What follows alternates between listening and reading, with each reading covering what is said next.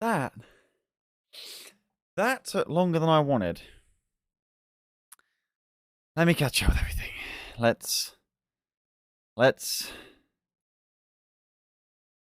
say hello, because that has been a lot of patience from you all while I put my lunch on and made my bed.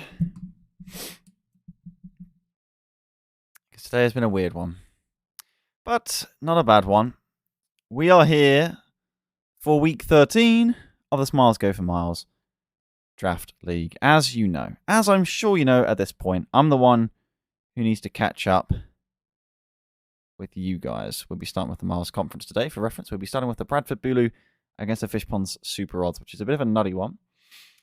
I want to catch up with everything that's been going on. Okay. So, Rye was first, obviously. Then Lockig Loop 4 said, Big Chungus, hello Lockig Loop 4 if you are still here. Captain Pudding resubbed for 17 months, which was very cool. How are you? Actually, a 17-month streak. It's 18 months, even more insane. I love giving my hard-earned money to Steve. Yeah, I mean, to be fair, after waiting for this long for a stream scheduled for not this late, you have every right to say that. Can we have the Cassia... I'm not familiar with the Cassia theme. Hello, Casper. How have you been? Cassia was great yesterday. Thanks. I hope you enjoyed it. It was content. The games certainly were. And Mr. Sunderlad, who also appeared in chat, if you're here. Hello, Chris. Also was the one producing that lovely stream. So you can thank him if you enjoyed the Williams Resolve stream yesterday. And you will probably see me at times on Friday for the regional as well. Welcome, Levi, Bastions. And Han with the 35 months. That's a big tier 1 as well. How are you? 35 months. 35 months. It has been that long. It really has. Tylact. Oh. How do I join? I suppose if you want to do it, it would be Season 10. Yeah, Season 10 will, of course, open when Season 9 finishes up. We've got some weeks left to go in Season 9. It's quite the thing. All I can say, Casper, is make sure you've got the Draft League role in Discord, because it is definitely the most active section of my entire Discord. And we've got quite the Discord, it has to be said, and I'm sure you are in it. I think you're in it. I think I saw you join... was it last week? I can't remember. Once you have the draft role, you'll be able to see the Draft League channels. You'll also probably be able to see some monotype race channels, which, of course, we are running later today as well. In fact, I should put that in the title. Is it exclamation point mono race? I think it is.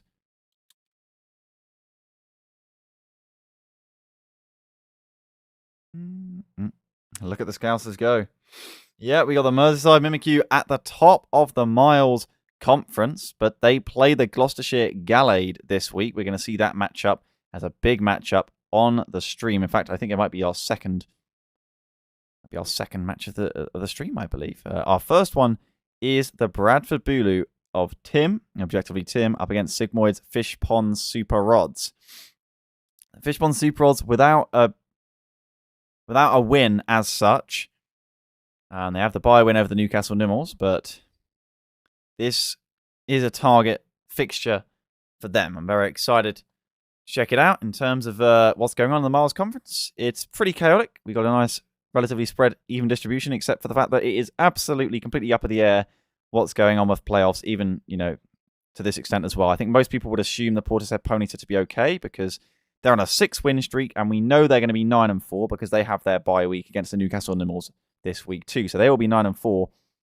So as for who will make playoffs out of these teams, it is completely up in the air. And of course, you get a bye in playoffs if you get top 4, and another bye if you get top 2. So keep an eye on the top 4 as well. If the Merseyside Mimikyu can get this crucial win over the Gloucestershire Gallade, will they lock themselves in? Well, they definitely lock themselves into top 4 if they do that, but top 2 would probably not be securable for another week or so. Okay. So, with that being said, do we want to get into the first replay? Yeah, we probably should.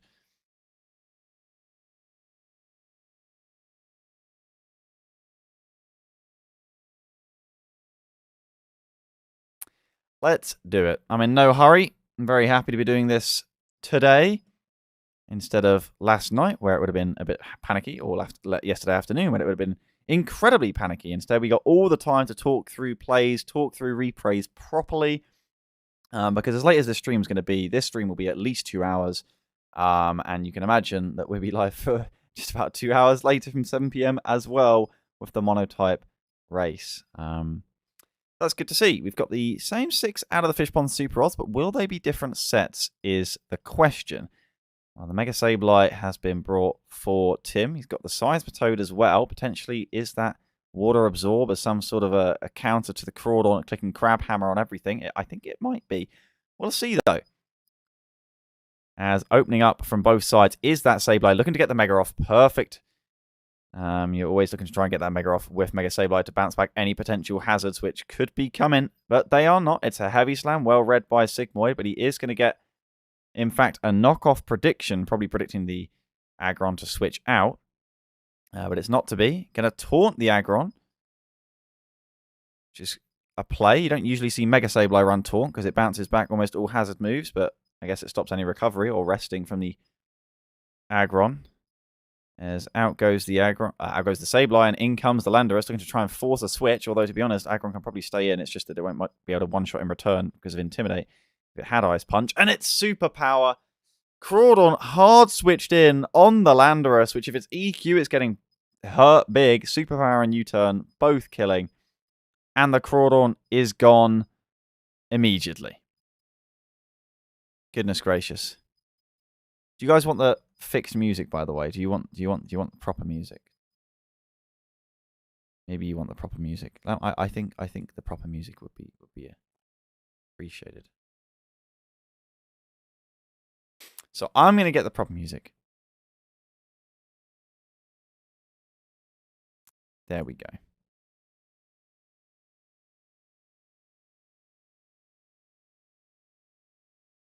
Okay. And we're back into the action on turn 7. Yawn Camerupt. We have seen Yawn Camerupt before. Last time we saw that it was Flame Charge, Normal Gem Explosion. I would love to see that again. It's Flame Charge, but it wouldn't be exploding on an Aggron. Well, it could, but Aggron doesn't usually switch in on a Camerupt due to the fear of the likes of Fire Blast and Earth Power, but instead, this time it's the other way around. Landorus will be slower than the Aggron due to Trick Room, but again, maybe Aggron not running Ice Punch. We've seen Fire Punch on it a number of times, but definitely Ice Punch it once in this matchup. Good day, Pads. How are you? You having fun? Disable going to get bounced here, and Disable. That's funny. You had fun with the SAR stream? Was it yesterday? They made their regional pretty well. They beat us in round 4. That's pretty sad. Knockoff getting rid of the Aguave Berry.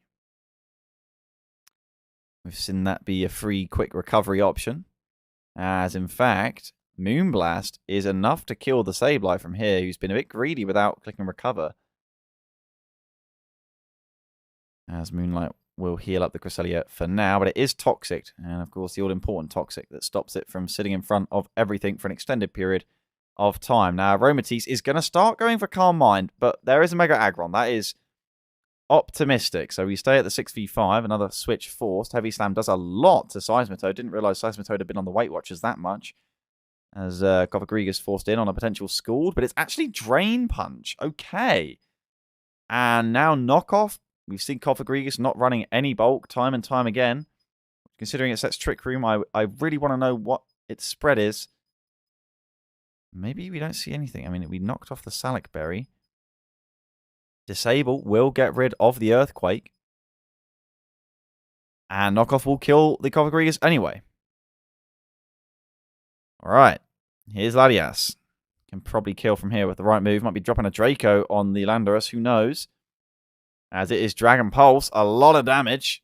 Is it going to be U-turn from Landorus? It doesn't appear to be Scarfed. Otherwise, it probably... Well, maybe not. Maybe worried about the Scarf Latios. Or Latias, I should say.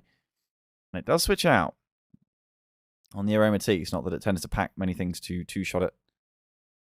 Landorus in front of the Aromatisse. And getting roared back out. Not worried about the Heavy Slam. The Landorus will probably take that. Comes into the Camerupt, who will look to Yawn. Probably tanks an Earthquake to the face, and that does a significant amount of damage. As Aromatisse now knowing the switch was likely to be forced. Okay. Difficult run, but good results. I mean, going 3-1 in the closed qualifier is always a good result. Raw, going to get rid of the Seismitoad. The phasing, nice for being disruptive, but Camerupt just going to get the wish it always wanted. Okay.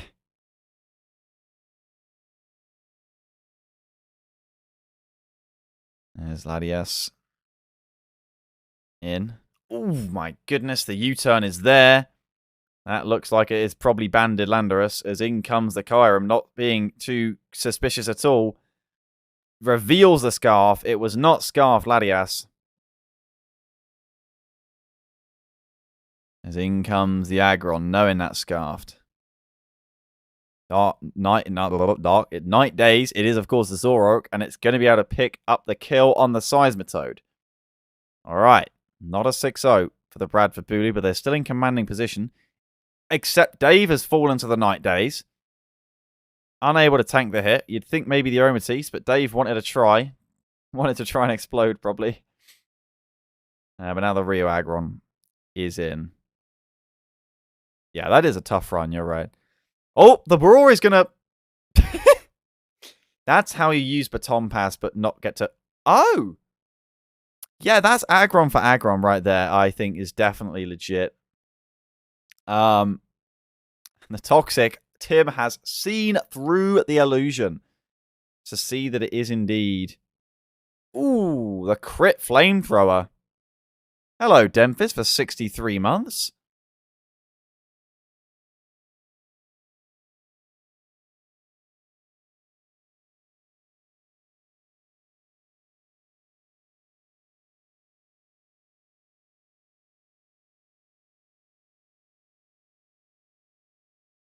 Shake. Well, thank you, Demphis, for the 63 months. How are you doing? 63, topped by almost nobody. Yeah, there's a lot of aggron going on right now. Sigmoid is valiantly fighting here. He's got it to a 3 versus 3. I just don't see where the damage is going to come from. It's basically... The sad scenario is that Zoroark is pretty much one-shot by probably any of Kyurem's moves, and Kyurem is Scarf. And I don't believe the Zoroark is. And the U-turn, huge damage. Landorus forcing the switch from the Aggron. Here comes the Kyurem. Here's a Fusion Bolt. This is, in fact, one of the days I have ever had. I'd hope so. I would hope so. As that's a lot of damage. Reads the fact that it is Zoroark. Holy Giga Chad from Tim. Stays in on a critical turn. I guess Heavy Slam might not have one-shot. Kyurem is pretty heavy. But still, of course, it was Toxic. You knew. That is the giveaway. You know what? I haven't been paying enough attention. I'm too busy thinking that the alarm is going to beep any second. Heavy Slam kills the Aromatisse. And Landorus will look up to finish the game. Assuming it kills the Mega Aggron from here. Oh, Superpower. It does kill. It is, of course, banded. And it's a 2-0 for the Bradford Bulu in El Clasico. I need to get my burgers out. My lunch will be coming right up. That is a close game. What if I forgot Toxic Aggron? I'm gone. I lost it.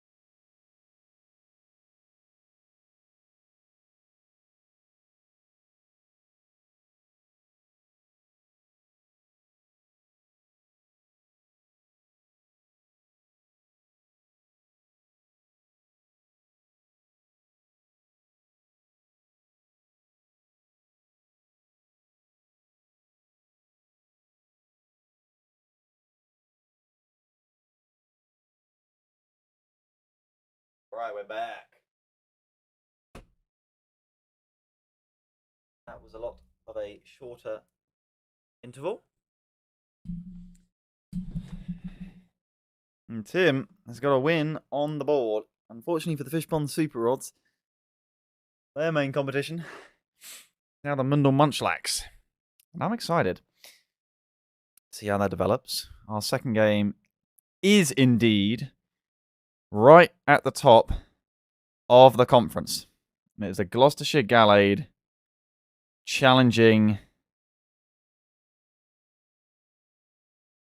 the Merseyside Mimikyu.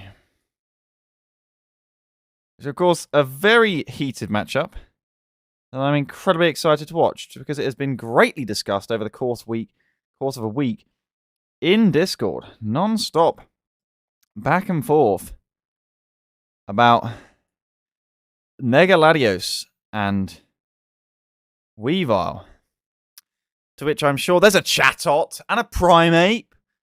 Okay. To which I'm sure is to no surprise the way of which I stand on the debate. I don't think this is a favourable matchup for the Gloucestershire Gallade to a great extent, just because they have Megaladios against Venusaur. The only thing, really, that Subson has is Ditto and Weavile if played perfectly. The issue is it doesn't actually one-shot anything without basically being banned or catching a mon without defensive investment. It can one-shot Nidoqueen if it's not running a Yachi. Not the Yachi, but the Ice-type berry, which it might be, so it can't attack safely until it doesn't know that. Anytime the Latios is in on Venusaur, you can guarantee it'll probably run Substitute, because it can't get Leech Seeded then, it can't get Sleep Powdered, and Venusaur with Sludge Bomb probably doesn't do 25% if Latios is running Bulk, which it can, because it doesn't need to run the speed to outspeed anything other than, like, Chatot. So I don't know how winnable this is for Subson, but the Rotom Heat is a big mon. One-shots Kartana. Definitely one-shots Kartana. How you doing, Jeff? Did you enjoy yesterday? I enjoyed the end of yesterday, especially. Well, that sounds bad. I enjoyed all of yesterday, but the ending was ridiculous. And thank you for the sub. It's good to see you, man. I mean, I sacrificed our traditional Sunday Draft League stream, which we're now moved to Monday. So a lot of the people here, well, they're not too sad because they got to watch the Resolve stream as well, which was good. I saw Muntz tweeted about it actually just now. In fact, I should probably link it in chat. The important thing, because the clip of the ending is great, but it's even better with context of the fact that we were talking about a 0-second winner earlier that game.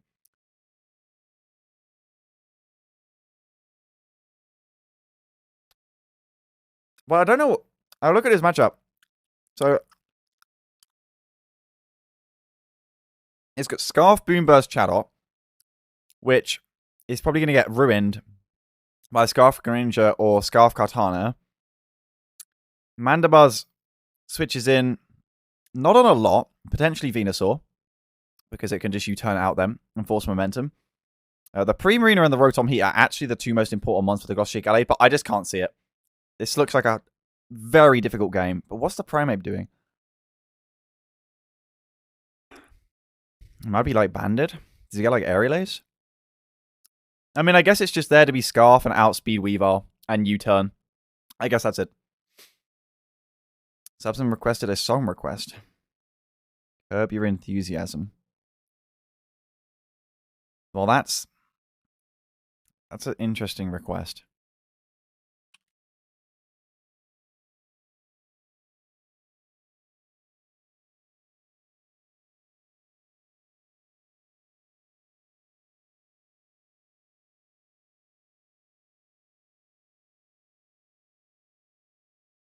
What is this cursed version on Spotify? It's an hour-long request. Okay.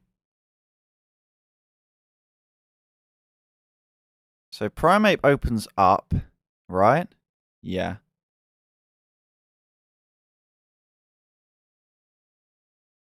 That's why you requested it.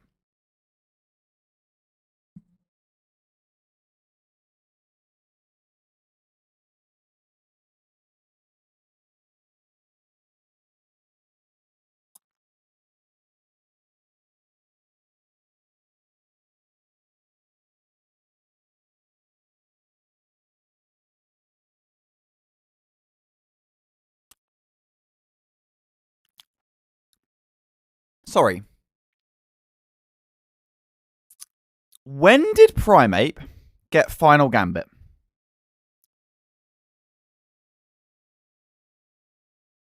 We've seen this move... I'm already sick of this music, man. I'm so tilted.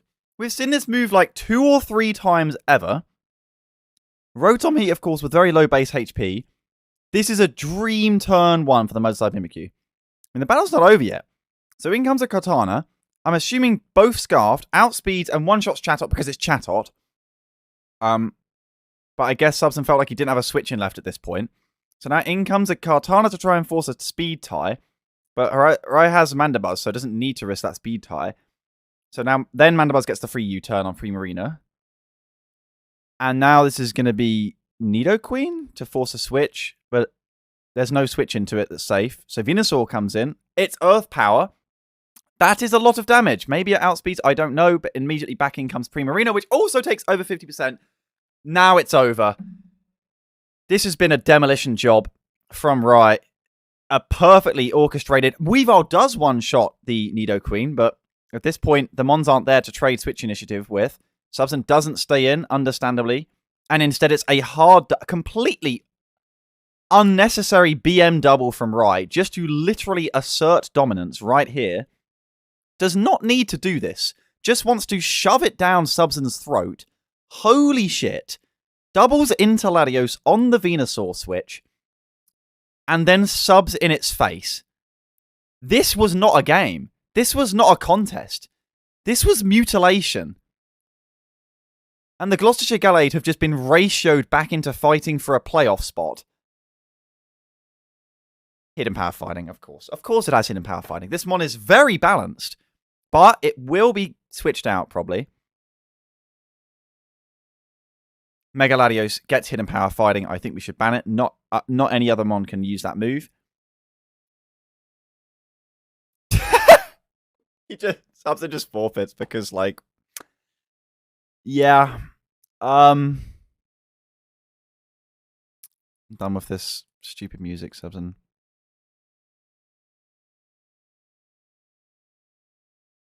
I feel like that the second it's turn 1, you just know what's going to happen. It's going to be Primeape and Mandibuzz trying to force U-turns, get the Venusaur in, and just get Latios in on it. And yet, that's not entirely what happens, because instead Primeape does open, and it clicks Final Gambit. And the most important mon to this entire game, to the Gloucestershire Gallade, just gets ruined. I mean, that's perfect from Rai. I've never even heard of Final Gambit Primeape. This was insane. And incredibly well played. I have to commiserate with Subson from being told from a number of people that this was a favourable matchup for him. Maybe it was an okay matchup. I don't think it was a good matchup. This wasn't even a match by the end of it. This was clinical. And it's a 4-0 for the Motor-type Mimikyu. They will move to 12-1, which is very nice. As for the Gloucestershire Gallade will be 9-4. Since this matchup's horrible for you. But then what can Subson really do? Frankly, Weavile's a strong mon, of course. But you know this is going to be like Scarfer, potentially Scarfer as well. It can't one-shot Mandibuzz if you're defensive without, like, banned. It probably can't do it. It can never... Like, what is here to deal with Mega Latios? What is actually here that can deal with Mega Latios? Weavile can never switch into it safely. Ditto can never switch into it safely. Chatot is Chatot. Venusaur is one of the worst ever mons for Venusaur. Primarina probably gets 2-shot with Thunderbolt unless it's running max Def AV.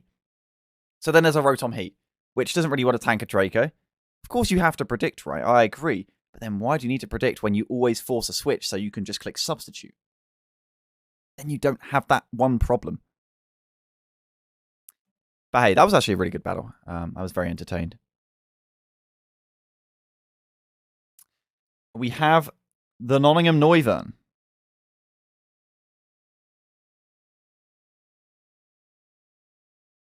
Bit of an inform team at the moment. You can't hear the music.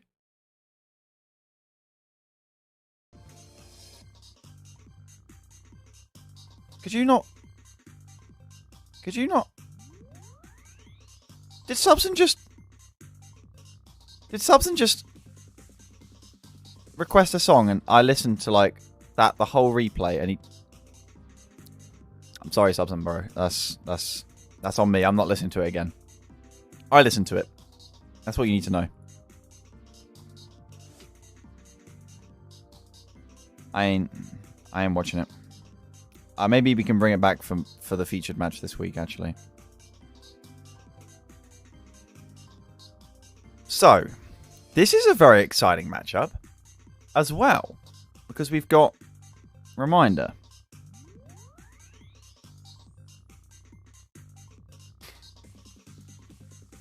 The Altarias, who have a great Mon difference, but they are 6 and 6, against the Noivern, who also have a pretty healthy Mon difference, but they're 7 and 5. Okay. Pretty sure his name is T Jester, not Sub. That is true. Sorry, T Jester. I'm never going to live that down. Okay.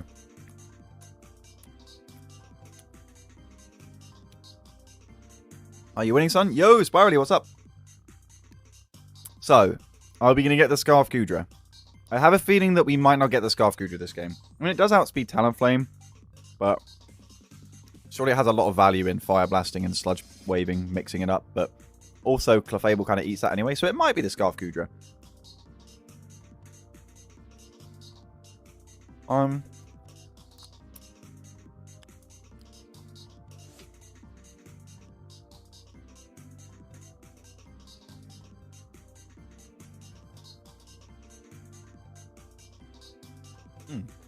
Hello.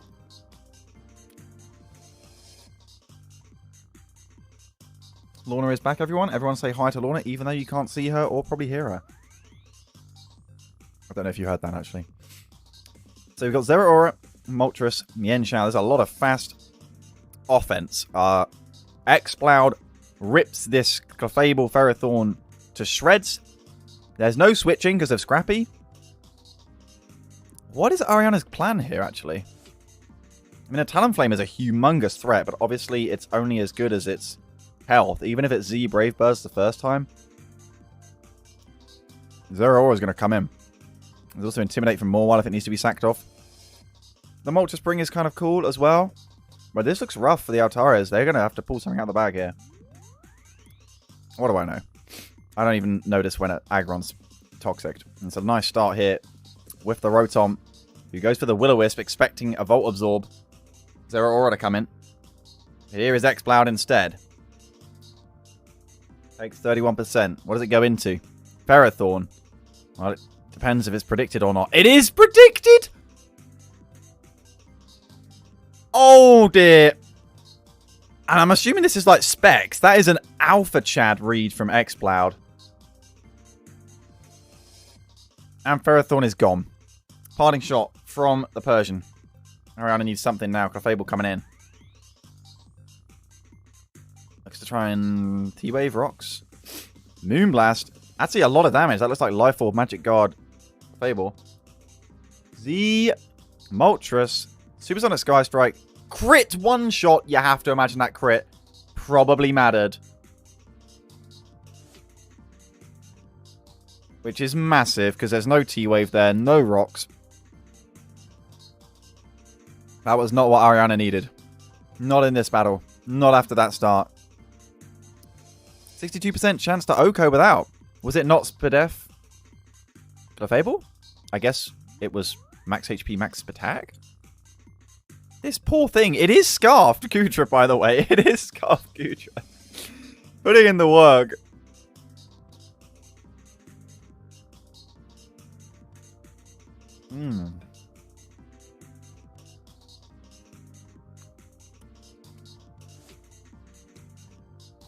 I feel like Clefable will surely Spadef this game, though. With Goodra and Moltres to switch into. Will-O-Wisp misses the Mawile. This is cruel. Sucker Punch for the Will-O-Wisp. There it is.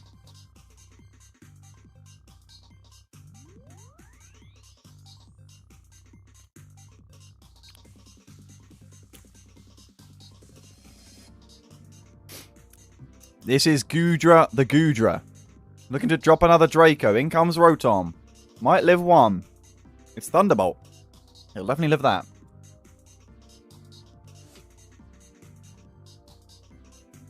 Oh. Will-O-Wisp blocked up again.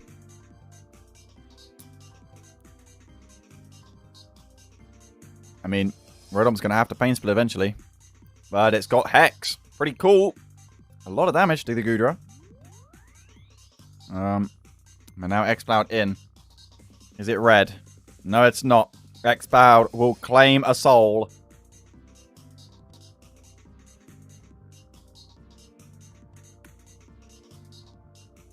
Version. Gone. Holy shit. This is going to be like a 5-0. Morwile comes in. On a Will-O-Wisp. Oh my goodness.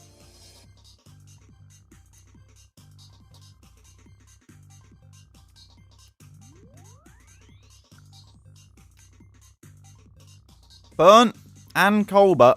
Morwile kills through. That's the attack right there. Crikey. In comes the Zeraora. On the Flare Blitz. Lives. And Levi's L is going to secure the 6-0 sweep. Crikey. That is massive. The Altarias will still be in positive Mon difference, but they will be down at 6 and 7. That is rough. How's the tournament going? It's going great. How are you doing, Logic Loop? It's good to see you. We're in week 13 of the Draft League. We're in the Miles Conference, currently covering the games from this past week at the moment. And we are moving on to the two-time champions from back-to-back. Season 5 and 6, Liverpool Litten. Hasn't been smooth sailing for them this season, but they look to finally be on the rise in the positive record. They come into this matchup with a 7-5 record, I think. I mean, let's look at the tables, because there's a Buckingham Bonsly standing across from them. And they have been having quite the season themselves. You're not familiar with draft format, Logic Loop? This is Gen 7 at the moment that we're playing. Ah, draft format's very cool.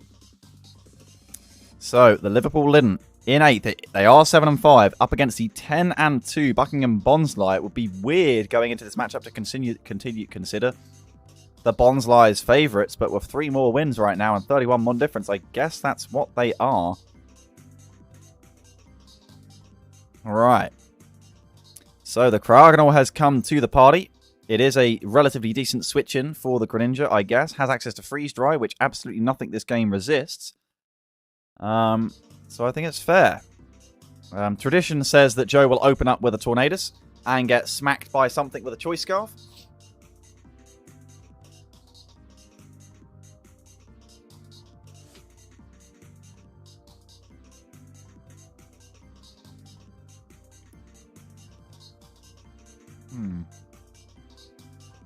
Jirachi. I mean, Jirachi looks like it's going to do tons, but then if it's just Scarfed Gengar, that's not going to be a thing.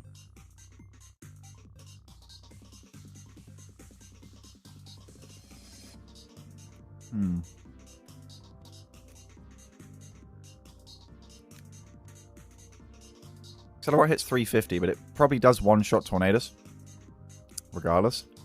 And outspeeds Nihilego without a Scarf. And you got to think, there's the big Hawlucha, who I'm sure Joe has an answer for here. At the moment, it doesn't look like he has a massive answer. For Coco, it could be defensive Nihilego, because it's not weak to high jump kicks. It does resist acrobatics. At the moment, that looks like the only Mon that could. But then Nihilego's base physical defense is really shoddy. So, maybe a Sash is in there somewhere. Probably just a Sash. Or Shadow Sneak's not going to do enough damage.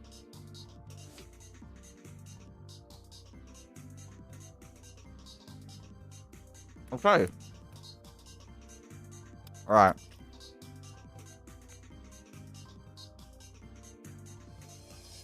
Is it going to be Tornadus lead? What? Finny lead? What a read from Joe. Does that mean the Finny is scarfed? Obviously. Does Scarf Finny outspeed Greninja? It actually probably does. Crit Power Whip on the switch in to the Jirachi. He's not going to be too happy about that. Greninja on a potential U-turn. It is U-turn. Greninja has taken that to the face. In comes Finny. And it is Scarf Finny. Oh my goodness, not fearing the gunk shot or anything because of that. The Greninja is down. Air Balloon Gengar is here. Levitate. Poor man's version. Crowdle comes in on the Shadow Ball. And it's not Scarf Gengar, which means Scarf Jirachi is an absolute menace. Life Orb is there. This is looking hard for the Livable Litten. Life Orb Cryogonal is unusual, but I guess it might secure a one-shot with a specific move. In comes Tapu Fini. We know it's Scarf now. Is it going to be a knockoff from the... No, it's Zen Headbutt. I mean, Gallade probably lives one Moonblast, but it's going to switch to Gengar. And the balloon is popped. But Gengar doesn't really do enough right now. If it wants to Sludge Wave, then Mudsdale can come in. Mudsdale will come in. Maybe a prediction? No, a prediction. That takes nothing. We don't see recovery from the Mudsdale, so that's probably Assault Vest. As close combat, going to chip away at the Serena.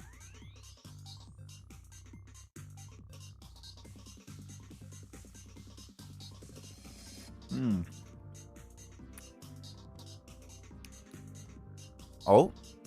Jirachi doesn't just click Scarf Zen Headbutt? Maybe it's not running Zen Headbutt? We know the Gengar isn't... that's kind of strange. Like, what? It's not showed all its moves yet. Sorry, what was that term? Look at this. Gengar comes in. Jirachi comes in. Is it not Scarfed? That's all I can think of. But then Joe doesn't fear the Scarf. Maybe he knows it's something else. Maybe it's banded because of how much damage it did to Greninja. I don't see banded Jirachi being a thing in this matchup, though. I'm really confused by that turn 10. Oh well. Earthquake will chip at the Serena. Does it have the Synthesis? We haven't seen an item from it, though. It does have the Synthesis. What's its item? Yeah, it's Wish Jirachi. Did I publish a Discord schedule today? I will be after this stream. Gengar swaps in. On the Fire Punch. Disables the Fire Punch with Curse Body.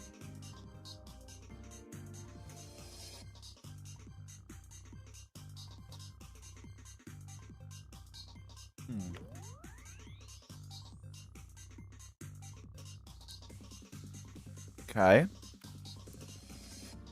The Serena is like the meme with Homer. With the clips at the back, tying his skin back right now. Holding this battle together. But once the Hawlucha comes in, things are going to start getting bad. Colbur Berry on the Jirachi. As it gets the Zen Headbutt. Big chip off.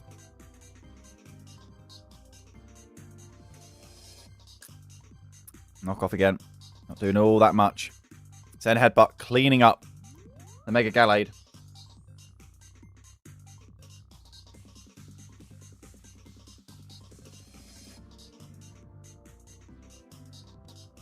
Ball does not get the drop. Mudsdale put in work. Doesn't matter because it's got Energy Ball. Very nice from the Gengar. Or Yeti. Nice to have nicknamed Mons, of course. Tapu Fini comes in. You're going to force a switch. How much does it do to Serena? Of course, Tapu Fini was not the best attack in the game. And Serena can live another.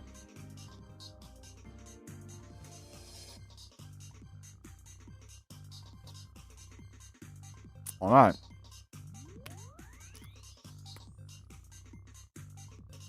Jirachi passing the Wish into the Cryogonal, which seems very aggressive. It's not going to live this. It's not.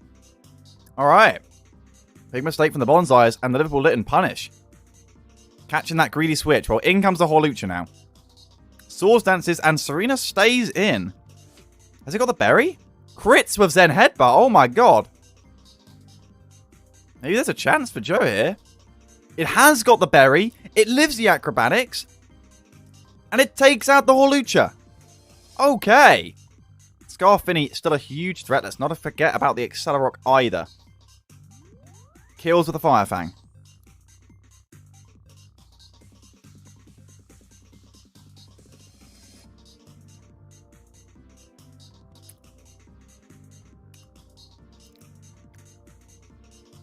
The tailwind is up.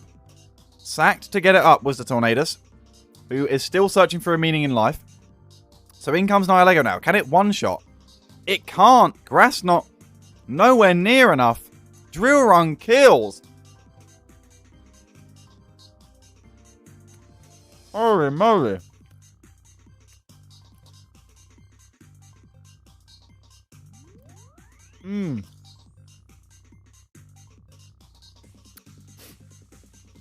And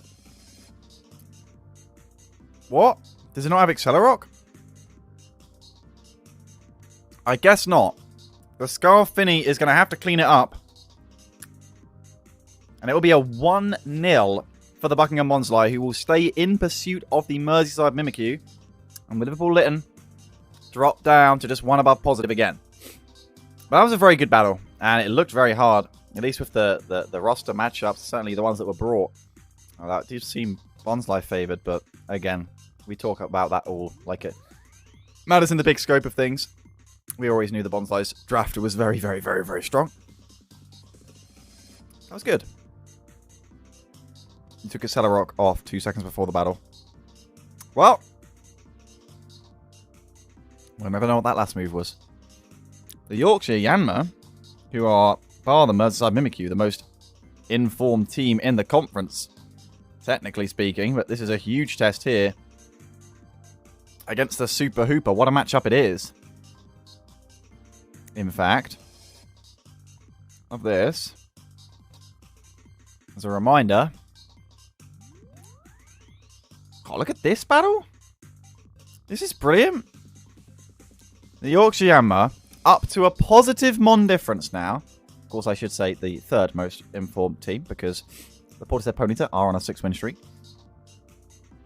And speaking of a 3 streak, it's the Super Hoopa have lost their last 3 in a row from 7-2. This is not a matchup based off momentum that you'd be happy to be playing. But the Super Hoopa do have the advantage right now in the standings. You can see why. A very strong lineup of Mons. Yo, Christian, how are you doing? Just joined a minute ago. I've never seen Smiles Go for Miles Draft League before. You would die for the Liverpool Littens. Well, I'm glad you've got Joe Kimbo a fan. I mean, he's not short of fans as it is. You should be in Discord, Christian. How are you doing? It's good to see you. You should join Exclamation Point Discord and get the Draft League role. It's really fun. This is our 9th season of Smiles Go for Miles Draft League, and it's definitely the best one yet. They just keep getting better and better, though, so that's probably a given. That's a fun thing for us to do. We should rank the Smiles Go for Miles seasons as a community. I mean, it's kind of hard if people weren't in the seasons to rank it, though, so I guess that might not work. Only people who have had their franchise in every single season. Me, Failius, and Sniper. So we're the only people that can rank. I think the Gen 3 tourney was the best. It's my 57-month resub, but I will respect your Draft League. You mean you're going to save it for a... because you can't help but make the resub message. I was going to use a bad word, but you know what I mean. Yeah. Well, thank you for the 57 months, Cheapo.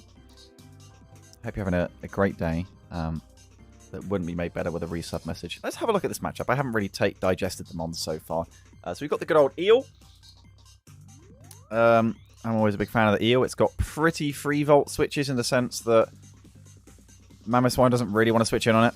It can run Assault Vest, but it could very easily be physical Eel. It could be Giga Drain, but it could instead be like Drain Punch and Knockoff. So the Eel is a huge Mon this game. Magmortar,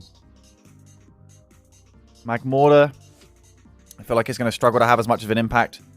Probably going to have to be Specs to look to try and break the Mew, but we might be seeing Flash Fire Arcanine. Could be. If the Magmortar was predicted, that is. There's a lot of resistances, though, between the Starmie and the Garchomp, and then the Mew as well. If it's a Salt-Vested Eel, then don't expect Magmortar to have too much of an impact either. The Slowbro is a huge Mon, though. Not easy to break. We could see that setup Klefki come through once again, but with Mamoswine such a huge threat to it, I'm not so sure. Might be some Magnet Rise shenanigans instead. In fact, Magnet Rise would be really good. Yeah, I don't know. It kind of depends on what ice he's bringing. And I've never underestimated Tornadus either.